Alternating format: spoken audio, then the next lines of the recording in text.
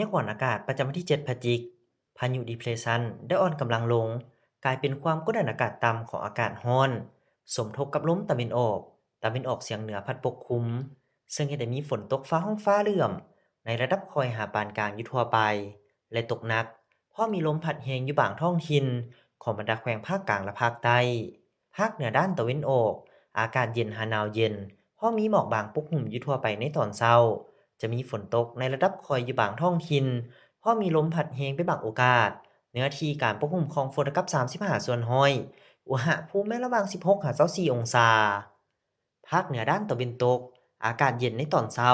จะมีฝนตกฟ้าห้องฟ้าเหลื่อมในระดับคอยอยู่บางท้องถิ่นเนื้อที่การปกคลุมของฝนกับ30ส่วนห้อยอุณหภูมิในระหว่าง17-33องศาที่นครหลวงเวียงจันทน์มีฝนปกคลุมเป็นส่วนหลาย อากาศเย็นในตอนเช้าจะมีฝนตกในระดับคอยอยู่บางบริเวณเพราะมีลมพัดแรงไปบางโอกาสเนื้อที่การปกคลุมของฝนกับ30ส่วนห้อยอุณหภูมิในระหว่าง24-32องศา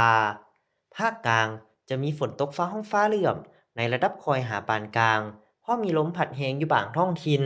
เนื้อที่การปกคลุมของฝนกับ50ส่วนห้อยอุณหภูมิในระหว่าง21-33องศา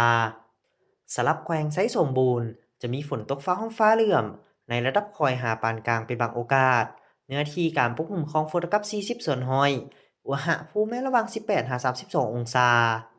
ภาคใต้จะมีฝนตกฟ้าห้องฟ้าเหลื่อมในระดับคอยหาปานกลางอยู่ทั่วไป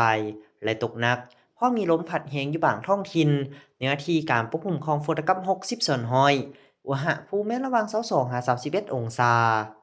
สำหรับเขตภูเพียงบริเวณอากาศเย็นจะมีฝนตกฟ้าห้องฟ้าเหลื่อม ในระดับคอยหาปานกลางและตกหนักเป็นบางโอกาสเนื้อที่การปกคลุมของฝนกับ60ส่วนห้อย